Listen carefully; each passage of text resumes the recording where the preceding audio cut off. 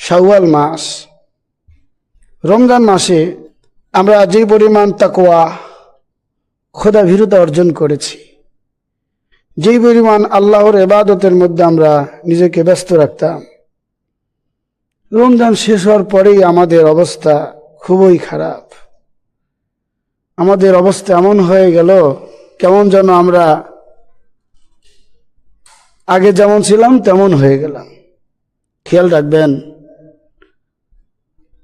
আমাদের নিজস্ব বাহুবলে আমরা রমজান মাসে রোজা রাখি নাই, আল্লাহর তাওফিকে। আল্লাহ পাক আমাদেরকে তাওফিক দিয়েছেন, তাই আমরা রমজান মাসে রোজা রাখতে পেরেছি। একটু চিন্তা করেন, আল্লাহ পাক কুরআনুল কারীমের মধ্যে বলেন, ওয়াল্লাযীনা ইহতাদাউ যাদাহুম হুদা ওয়া আতাহুম তাকওয়াহুম। আল্লাহ তাআলা বলেন, যে সমস্ত ব্যক্তিরা হেদায়েতের পথ অনুসরণ করেছে, আল্লাহ তাদের হেদায়েতকে বাড়িয়ে দিয়েছেন এবং আল্লাহ তাদের তাকওয়া তাদেরকে দান করেছেন।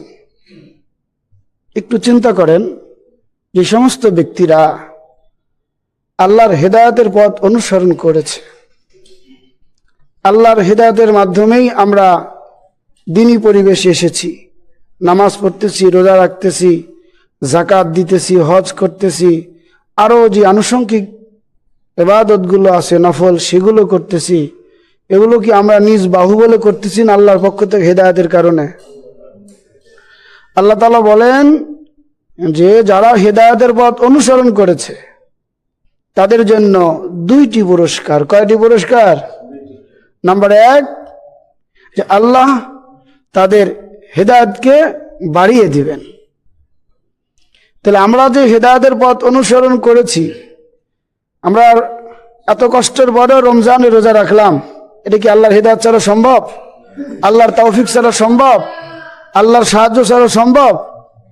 তো আমরা যখন হেদায়েতের পথ অনুসরণ করেছি, আল্লাহ পাক আমাদের হেদায়েতকে আরো বৃদ্ধি করে দিয়েছে।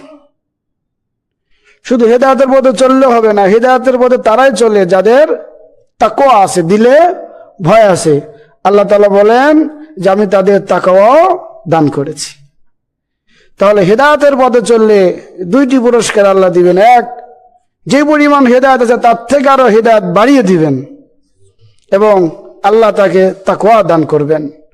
আর তাকওয়া এমন একটা জিনিস, যে ব্যক্তির মধ্যে তাকওয়া আসবে, যে আল্লাহ রব্বুল আলামিন যাকে তাকওয়া দান করবেন সে জান্নাত পর্যন্তই পৌঁছে যাবে। এজন্য আমরা অবশ্যই আমাদের দিলের মধ্যে তাকওয়া অর্জনের জন্য সকল কাজ করব ইনশাআল্লাহ তাআলা।